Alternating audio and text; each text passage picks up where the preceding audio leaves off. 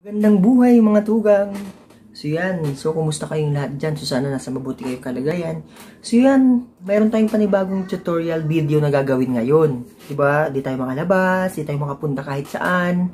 Lalo na ngayon sa ating mga guro. So ang ibibigay lang natin sa mga bata ay modular. Tapos makakausap natin sila online. So yan, so hindi man tayo makalabas ng bahay. So may pagpakita natin sa mga bata natin ang mga lugar na gusto nilang mapuntahan. O kaya kung ano yung mga gusto nilang makita, so pwede nating maipakita dito. So ano nga ba ang gagawin natin? Ang gagawin natin ay how to use green screen using KineMaster application. So yan. So kasi merong application na iba na ginagamit. So parang mas convenient tayo, cellphone ang gamit natin. So para lang tayo naglalaro, kahit cellphone ang gamit, tapos hindi kailangan ng internet connection. So makakagawa tayo gamit ang KineMaster at gamit ang green screen. So pero dapat siguraduhin nyo na meron tayong green screen bilang backdrop natin. So kasi kailangan yun. So paano nga ba gumamit ng green screen sa KineMaster? So yan, abangan yan.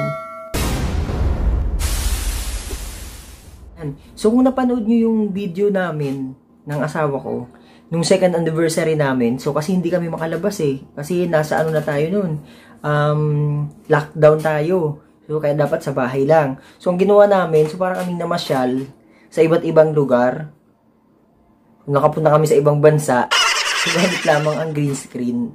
Tapos inedit namin sa KineMaster app. So yan, so ito yun.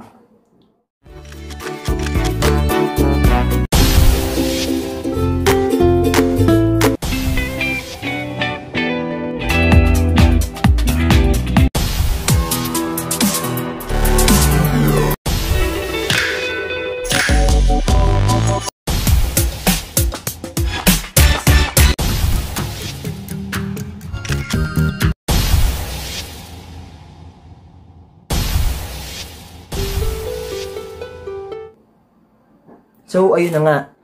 So, sa paraan na yan, so makikita ng mga bata, mga lugar na gusto nilang mapuntahan, o kung anong bagay na gusto nilang makita, so gamit ang green screen natin na kailangan natin i-edit sa ating KineMaster.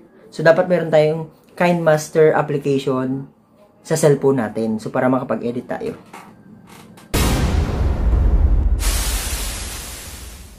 So, ayan. So, nakapaglagay na tayo ng green screen bilang backdrop natin. So, yan. So, siguraduhin nyo lang na ang green screen na ginagamit natin ay naka-fix siya. Okay? So, hindi siya galaw ng galaw. Kasi pag galaw ng galaw ito, maapektuhan ang pag-edit natin ng picture. So, pwede yung picture nyo, ang picture natin, mag-blurred, maglabo. So, parang hindi makikita yung gusto natin ipakita ang larawan, yung gusto makipakita natin video. Eh, kahit gusto yan, basta hindi siya gagalaw. Tsaka yung likod niya, dapat nasa pader talaga. O kaya, hindi siya against the light. So, halimbawa, ilalagay mo sa may bintana, kung may liwanag doon, may liwanag sa may bintana. So, hindi maganda ang resulta. Okay? So, dapat, nakafix siya sa pader. So, para okay ang pag-edit natin ng video, kaya ng picture na gusto mong ipakita sa bata natin. Okay? So, yan. So, gagawa tayo muna, bago mag-edit, gagawa tayo muna ng raw na video kung anong gusto mong ipakita. Okay? So, yan. Kaya halimbawa, ang lesson ko sa grade 2 ay tungkol sa anyong tubig. Magandang araw mga bata. So, ngayong araw, pag-aralan natin ang tungkol sa mga anyong tubig.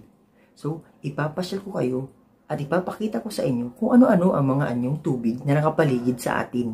Pangalawa, ang dagat. So, sino sa inyo nakapunta sa beach o sa dagat? So, yan. So, ang dagat ay pinakamalaking anyong tubig din. Maraming lamang dagat ang makukuha sa kailaliman nito. So, yung mga mangingisda natin, so, diyan sila nanguhuli ng bata. Naipakilala ko na sa inyo ang mga anyong tubig. So, isa-isahin nga natin. Una na dyan ang dagat, loob, lawa, ilog, sapa, bukal, at ang panghuli ay talon. So, ayan. So, pagkatapos natin gumawa ng video, so, i-edit na natin sa KineMaster. So, handa na ba kayo? Magsimula na tayo. So, ayan. So, mag-umpisa na tayo sa pag-edit sa KineMaster. Unang-una, dapat siguraduhin natin mayroon tayong application ng KineMaster para dito tayo mag-edit. So, nakikita nyo naman dyan sa mga pictures. Ayan, yun yung mga na-edit ko na dati sa mga vlog ko, sa mga vlog namin, sa mga tutorial vlog. So, ayan. So, ginagamit ko ang KineMaster. So, kanina, nagawa ako ng example ng backdrop muna ay green screen. So, ito ay tungkol sa anyong tubig. So, ibig sabihin, dahil anyong tubig, magpapakita ako ng mga pictures sa mga bata. So, dahil dyan, magsimula na tayo. So, pindutin natin itong plus sign na to. Yan. So, kung gusto mo, pwedeng pahiga, pwedeng patayo, o kaya pwedeng, ang ratio niya 1:1, o pwede din. Pero, mas maganda kasi kapag tinitingnan siya ng naka-horizontal. So, 16:9. So, ayan na siya. Ito siya, so plain lang siya muna. And then, so mag-open tayo ng file. So, anong uunahin natin? Ang uunahin natin ay ang mga pictures na na-download natin kanina, na-download ko kanina. So, yun ang mga anyong tubig.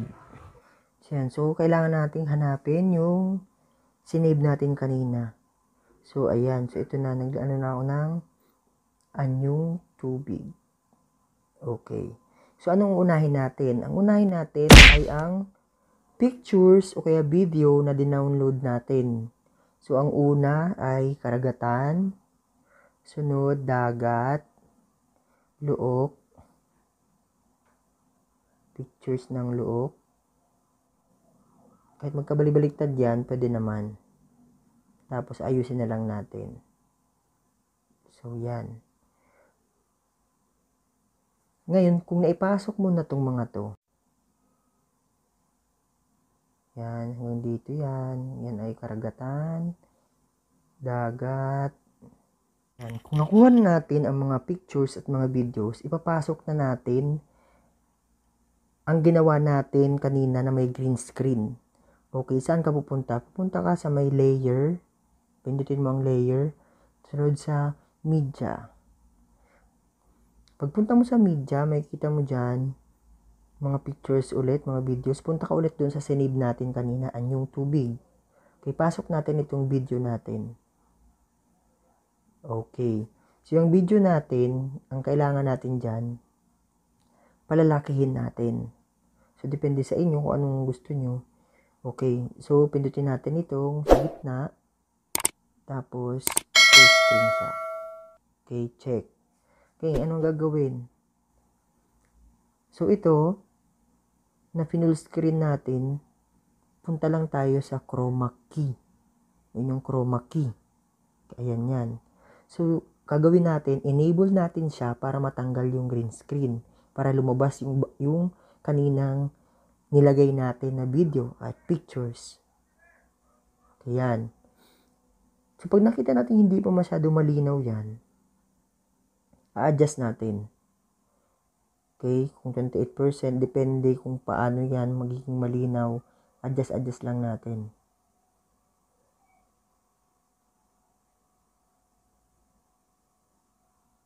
Yan.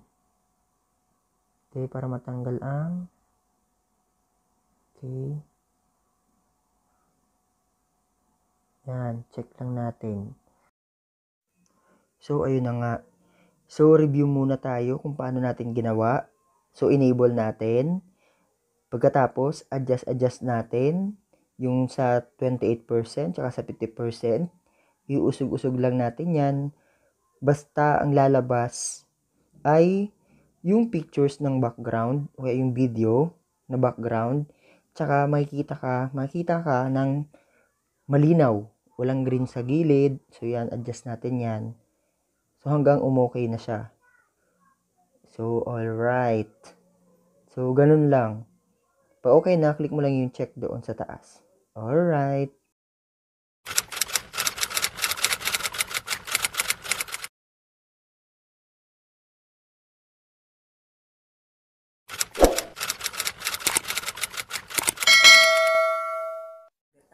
Ang pinakamalaki ang tubig. Pangalawa, ang dot. Okay. So, kung hanggang doon lang, ang gagawin natin, puputulin natin ang picture. Okay. Puputulin natin ang picture. Okay, ang video. Pindutin itong video sa taas. Pindutin ang gunting. and then trim to the right of playhead. Ito yun. Yan. Para, ang next niya naman ay yung susunod na sinabi mo na. Okay, ganyan o. Diyan ang karagatan. Ang karagatan, ang pinakamalaking anyong tubig. Yan. Yun naman. Okay, adjust ulit natin. So, pindutin ang picture sa taas. Trim to the right. Gagawin mo yan ng paulit-ulit hanggang maging maayos ang pictures and videos mo. Hanggang maayos ito na matrim at saka makat. Okay?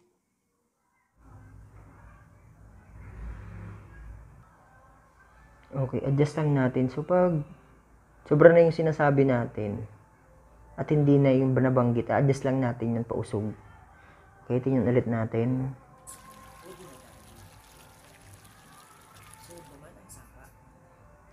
Okay, so ililipat natin ito. Yan. Pakinggan natin. So naman ang sapa. Ang sapa naman ay mas maliit kaysa sa ilog dahil galing ito sa ilalim ng lupa. Okay, adjust natin hanggang sumakto. Ito sa ilalim ng lupa. Maraming katulad dito.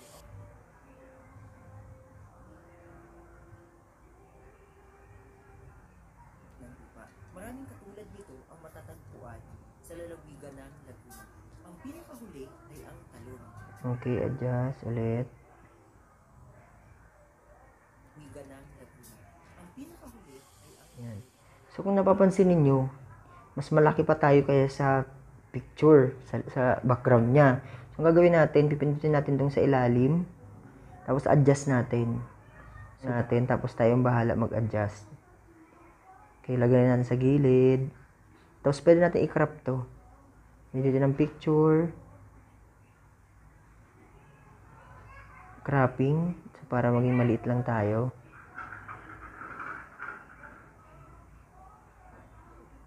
Yun.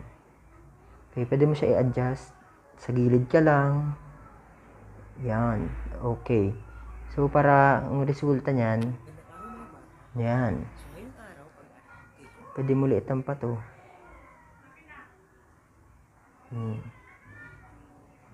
Yun. Tapos pwede mo na i-play. Okay.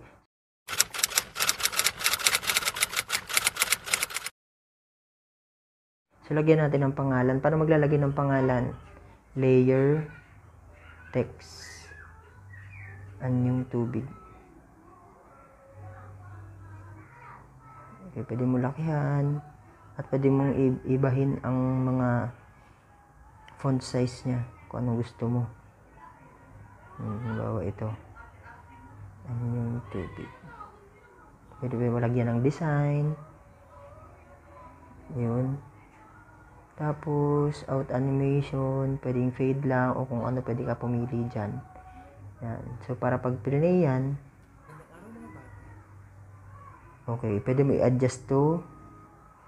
Okay. So, ngayong araw, pag-aralan natin ang tungkol sa mga anyong tubig. So, ipapasya ko kayo at ipapakita ko sa inyo kung ano-ano ang mga anyong tubig na nakapaligid sa atin. Yun dyan ang karagatan. Okay, so ganoon din ang gagawin mo. Duplicate mo lang yan. Punta mo doon sa sound kung saan siya nabanggit ang karagatan. Burahin mo lang yan. Karagatan. Pwedeng sa baba lang para makita ng mga bata ang drawing. So, pwede yan. Okay, ano ba kayo? So, yan. So, nagsimula na tayo. Adjust natin. Simula na tayo. Ngunit dyan ang karagatan. Ang karagatan ang pinakamalaking anyong tubig. Pangalawa, ang dagat. Okay, kung anong ginawa mo kanina, ganun din. So, i-duplicate mo lang yan. Lalagay mo kung saan nabanggit ang dagat. Adjust mo ulit.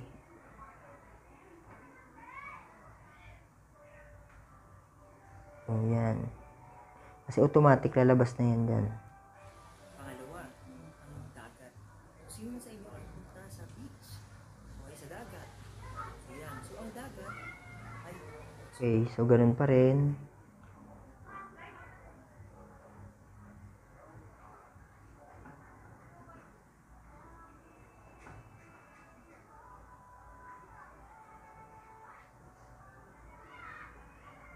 Sunod naman ang luok.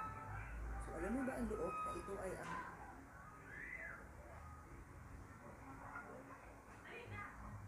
mga bangka.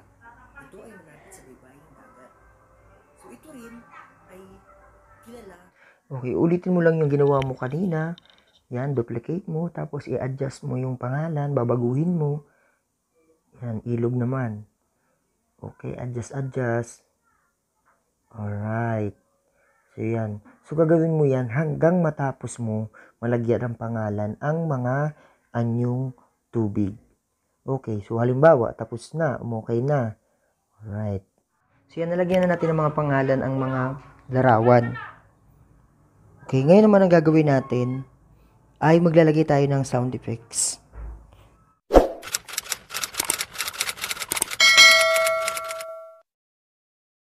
Okay, kung gusto natin lagyan ng sound effects, punta tayo sa audio. Yan, tapos makikita natin mga sound effects dyan. So, kailangan meron ka ding na-download, meron ka ding album ng gusto mong effects. Pero, sa KineMaster, meron na siyang naka-ready. So, halimbawa ito, effects. Para paglabas ng salita, merong tunog. Add natin. Click mo lang ang plus. So, magiging mangyayari. Yun. So, sasabay siya. So, ang gagawin natin, lalagyan natin to lahat ng mga pangalan. So, para maganda sa bata.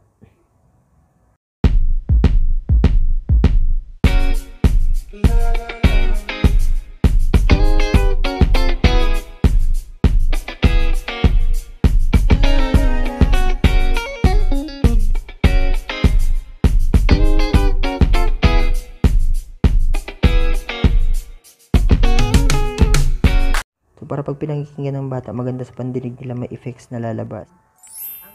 Okay, lagyan natin ng sound effects itong sa loob. Okay, mangyayari dyan, may sinave ko kanina. Folder, anyong tubig sound, so boat, warning. Okay, ito na marinig natin dyan. Sunod naman, ang loob.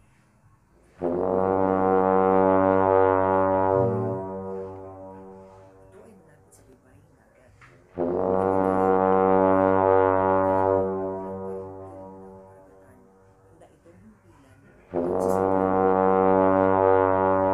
Okay, pagka ganyan, putulin natin. Okay, so halimbawa kapag okay ka na dyan, okay, review lang tayo. So, paglagay ng green screen, chroma key lang, enable, tapos adjust. So, para makuha mo yung, makikita lang sa'yo, ikaw lang, wala na yung green sa likod. Tapos background lang makikita. So, check mo yan. And then, pag okay na, ang gagawin natin ay kailangan nating export. Saan mo export? Ito, pipindutin mo lang itong sign na to. Export. So, itong medyo matagal din. Depende sa haba ng pagkagawa mo. Kung mahaba ang oras ng video, matagal ang pag-export. Pero pag maikli lang, mabilis lang ang pag-export. So, pinutol ko na. So, para matapos tayo agad. So, ayan, na-export na. Okay. So, ayan, panoorin na natin ang ginawa nating pag-edit sa KineMaster gamit ang chroma key. Nagdagdag tayo ng salita, mga salita, and nagdagdag din tayo ng sounds. So, yan, panoorin na natin. So, ngayong araw, pag-aralan natin ang tungkol sa mga anyong tubig. So, ipapasyal ko kayo at ipapakita ko sa inyo kung ano-ano ang mga anyong tubig na nakapaligid sa atin. Okay, handa na ba kayo? So, yan. So, magsimula na tayo. Unang dyan ang karagatan. Ang karagatan, ang pinakamalaking anyong tubig. Pangalawa, ang dagat. So, sino na sa inyo nakapunta sa beach? Okay, sa dagat. So, yan. So, ang dagat ay pinakamalaking anyong tubig din. Maraming yamang dagat ang makukuha sa kailaliman nito. So, yung mga mangingisda natin, so, diyan sila nanguhuli ng mga isda. Isunod naman, ang luok. So, alam mo ba ang luok na ito ay ang daungan ng mga barko o kaya ang mga bangka? Ito ay malapit sa baybaying dagat. So, ito rin ay kilala bilang karugtong ng karagatan. Maganda itong himpilan ng sasakyang pandagat. Sunod naman ang lawa. Ang lawa ay maliit na anyong tubig. Pero ang kaibahan lamang sa ibang anyong tubig, ito ay napapaligiran ng lupa. So ang tubig dito sa lawa ay matabang. Sunod naman, ang ilog. Ang ilog naman ay bahagi ng lawa na kung saan ito ay umaagos o dumadaloy. Sunod naman ang sapa. Ang sapa naman ay mas maliit kaysa sa ilog. Sunod naman ay bukal. Sa pangalan pa lang niya, bukal, so ibig sabihin ang tubig niya ay galing sa ilalim ng lupa. Kalimitan na ang tubig dito ay mainit dahil galing ito sa ilalim ng lupa. Maraming katulad nito ang matatagpuan sa lalawigan ng Laguna. Ang pinakahuli ay ang talon. Ang tubig nito ay bumabagsak mula sa taas ng bundok papunta sa ibaba. So ayun mga bata, may pakilala ko na sa inyo ang mga anyong tubig. So isa-isahin nga natin. Una na dyan ang karagatan, dagat, look, lawa, ilog, sapa, bukal, at ang panghuli ay talon. So ayan, nakagawa na tayo ng example ng paggamit ng chroma key sa KineMaster. So kung ano man ang kakulangan sa ginawa ko, kayo na ang bahala. So pwede kayong magdagdag, pwede nyo i-adjust, at pwede nyo pa mas lalong pagandahin ito. So kayo na ang bahala. So maraming salamat sa inyo. So ayan mga tugang, mga kaguro. So sana may natutunan kayo sa paggamit ng green screen sa KineMaster app. So yan, so hindi ito mahirap gawin. So madali lang siya. So pag-aralan natin. So kailangan lagi lang natin ginagamit. So para mahasa tayo sa paggamit ng green screen sa KineMaster. So yan, so mga tugang. So salamat sa inyong lahat. So huwag niyong kalimutang mag-subscribe kung bago ka pa lang dito sa aming video. So huwag mong kalimutang mag-subscribe, mag-like, and then click mo ang notification bell para updated ka sa aming mga video. So marami pa tayong video, tutorials na gagawin at kung ano-ano pa. So yan, so maraming salamat sa inyo. Ingat kayo palagi and God bless sa inyong lahat. Bye-bye. Paalam.